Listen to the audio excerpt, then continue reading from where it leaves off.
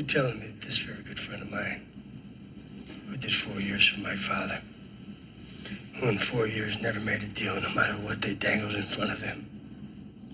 You're telling me that now that this man is free, and we're making good on our commitment to him, he's just gonna decide out of the fucking blue to rip us off?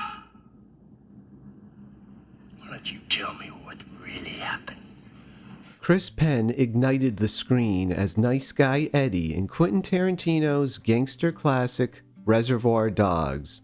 Outside of that career-defining performance, the actor is perhaps best remembered as the younger brother of the much more famous Sean Penn.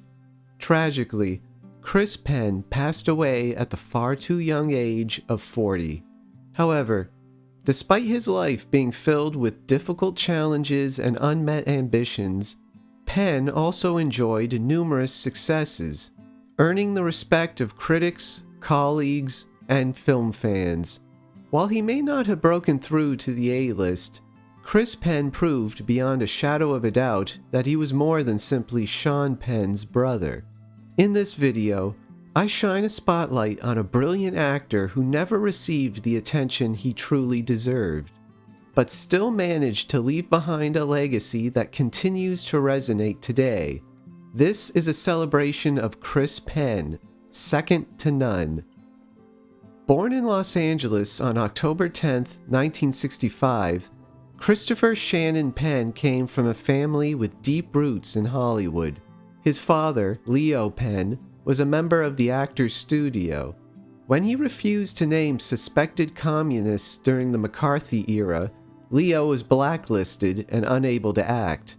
He pivoted to a successful career as a television director, helming episodes of iconic TV shows like Lost in Space, Hawaii Five-0, and Star Trek. Chris Penn's mom, Eileen Ryan, carved out a prolific career as an actress, leaving her mark on Hollywood with appearances in a wide range of television shows, including The Twilight Zone, Bonanza, Little House on the Prairie, all the way up to Grey's Anatomy. Given this pedigree, it's no surprise that Chris Penn gravitated to the performing arts almost immediately.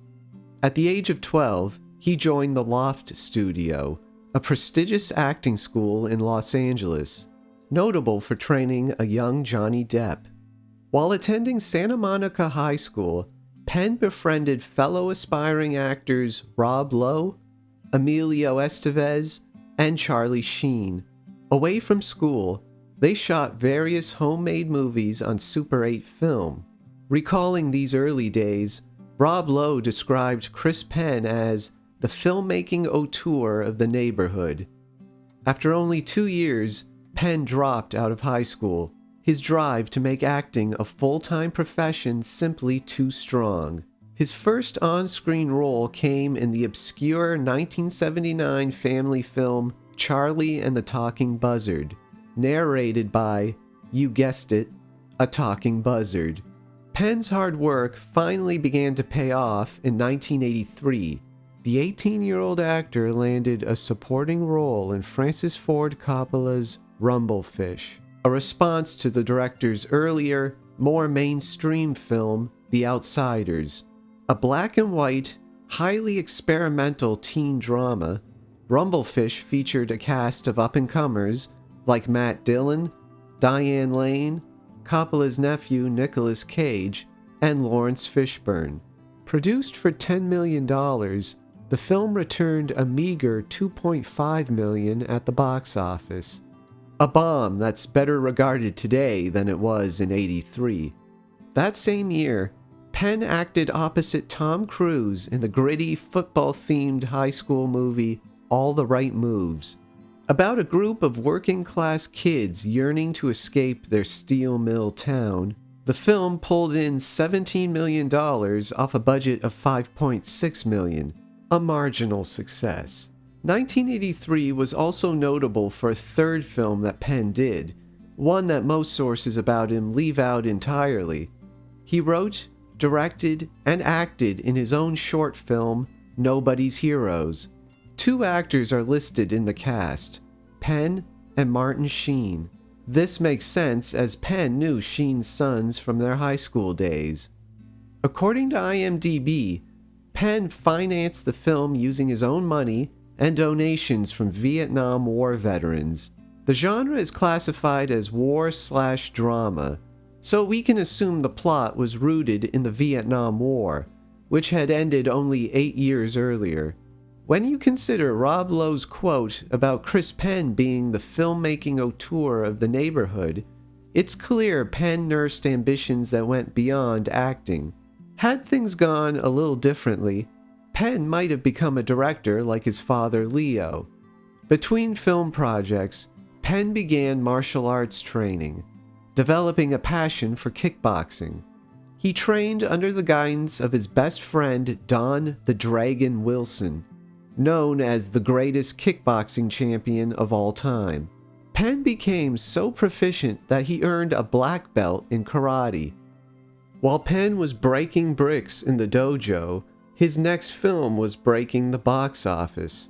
1984 saw the young actor take a major step forward as the well-meaning but uncoordinated Willard Hewitt in Footloose, one of the pop culture landmarks of the decade.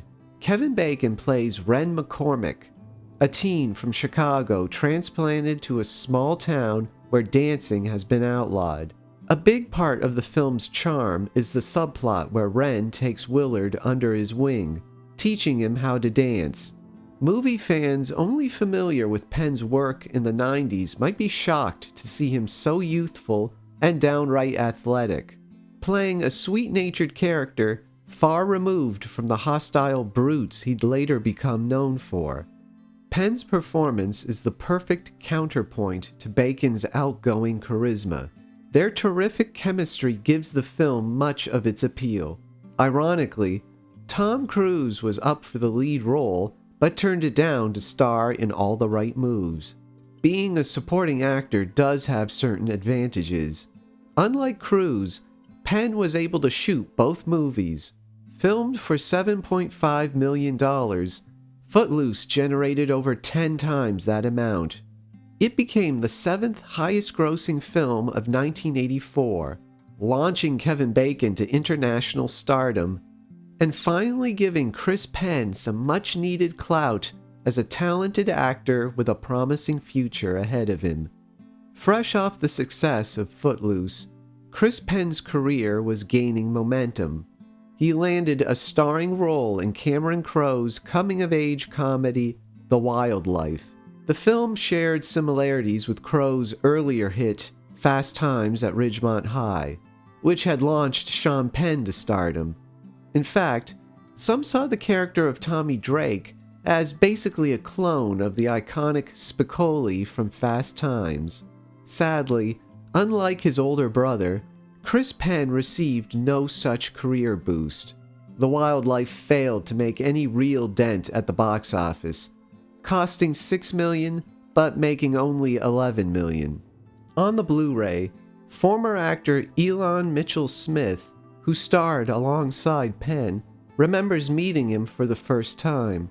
Penn told his fellow actor, "I got no feeling in my face at all, and I haven't for a number of years. You want to punch me in the face? Go ahead and punch me in the face." It's hard to say whether that lack of feeling was due to Penn's martial arts training or the illicit drugs he was now experimenting with. It's probably safe to assume the answer was both. Despite the setback with The Wildlife, Penn continued landing strong supporting roles. In 1985's Pale Rider, he plays his first villain, Josh LaHood. Though still baby-faced, Penn delivers a genuinely threatening performance, more than holding his own against Hollywood's premier tough guy, Clint Eastwood.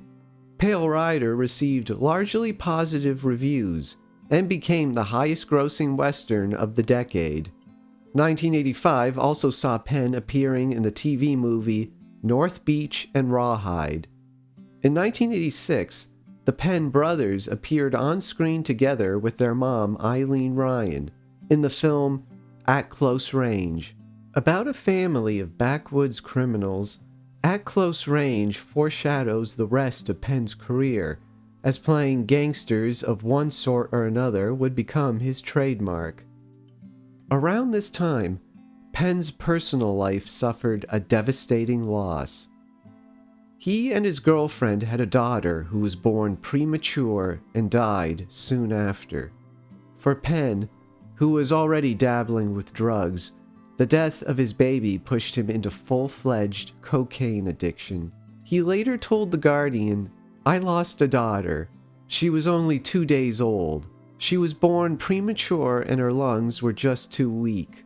And I went kind of overboard. I just used it as an excuse to do as many drugs as I could.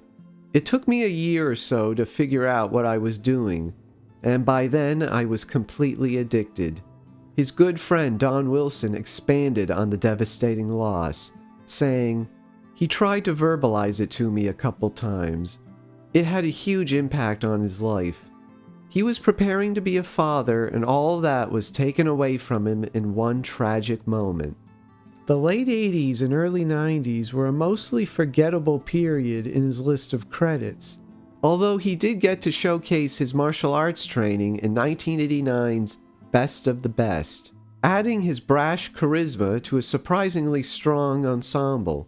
Still, the late 80s and early 90s were a low point professionally, with the actor taking on roles in subpar films like Return from the River Kwai, Leather Jackets, and Future Kick, a low-grade Terminator ripoff starring his buddy Don Wilson. Things were looking grim, but career salvation was just around the corner.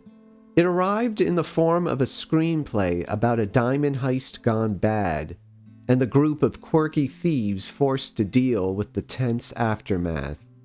That screenplay was Reservoir Dogs, written by the young genius Quentin Tarantino, who at the time was just another would-be filmmaker without a single directorial credit to his name.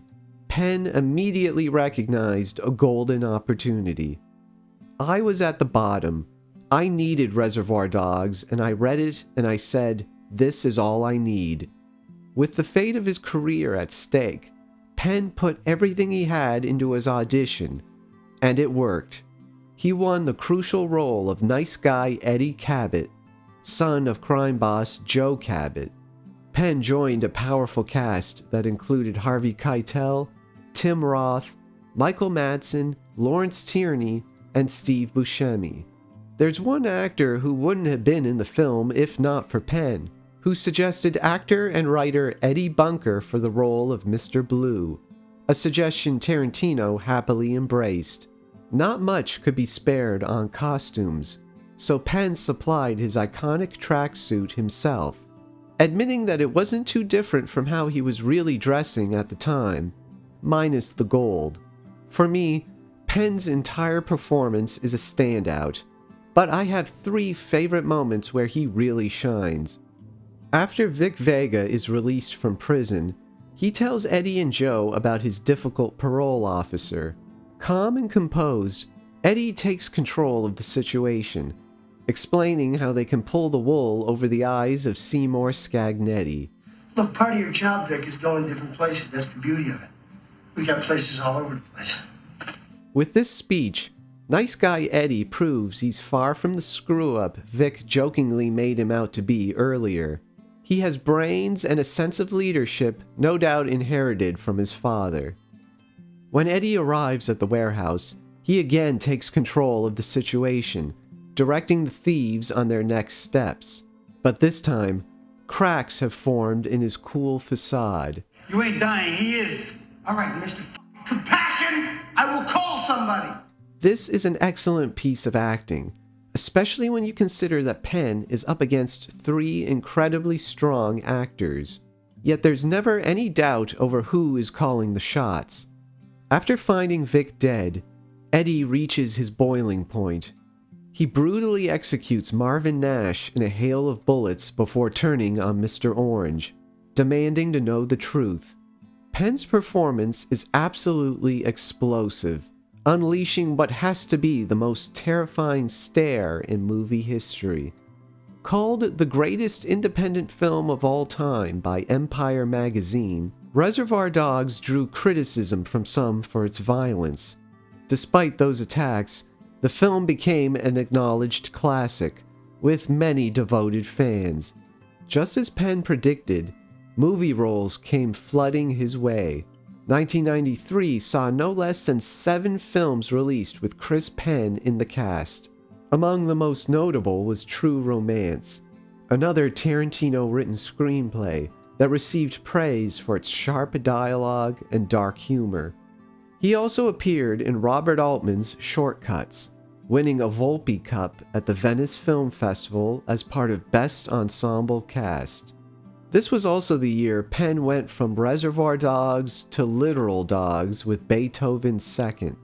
While it's galaxies away from the prestige of Tarantino and the Venice Film Festival, the wholesome sequel proved popular with audiences. Penn plays Floyd, the seedy boyfriend of the main villain Regina, played by Debbie Mazar, a great character actor in her own right. Both Penn and Mazar deliver in spades. I'm sure a lot of 90s kids remember the climactic showdown when Floyd dangles one of the puppies over a cliff. You truly believe he's evil enough to carry through with his threat, all thanks to Penn's commitment to the role. In 1996, Penn earned acclaim with roles in Mulholland Falls and The Funeral, for which he won another Volpe Cup, this time as Best Supporting Actor. That same year, Penn also got the rare chance to star in a film as its lead, taking top billing in The Boys Club, a little-known Canadian indie that allowed Penn to give a performance where he gradually reveals himself to be a cold-blooded killer. After 1998's Rush Hour, Penn's career momentum began to slow, with obscure titles like Deceiver and Paper Trail. Typecasting left him with few options other than playing a cop or a criminal. In addition, Penn was putting on more and more weight, a consequence of his substance abuse. He's quoted as saying, "I'd never stop playing character roles, but I regret missing parts that I could have got if I'd been slim." Penn was set to receive another career boost with a major role in American Pie 2.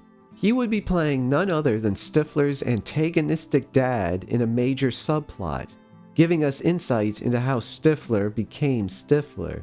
But there isn't a trace of Chris Penn in the finished film. According to the director, J.B. Rogers, the subplot fared poorly with test audiences.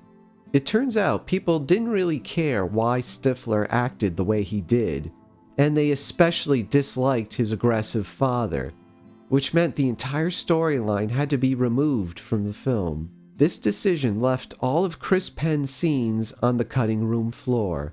To make up for this missing subplot, reshoots were ordered that replaced Stifler's dad with Stifler's little brother, who appeared briefly in the first film.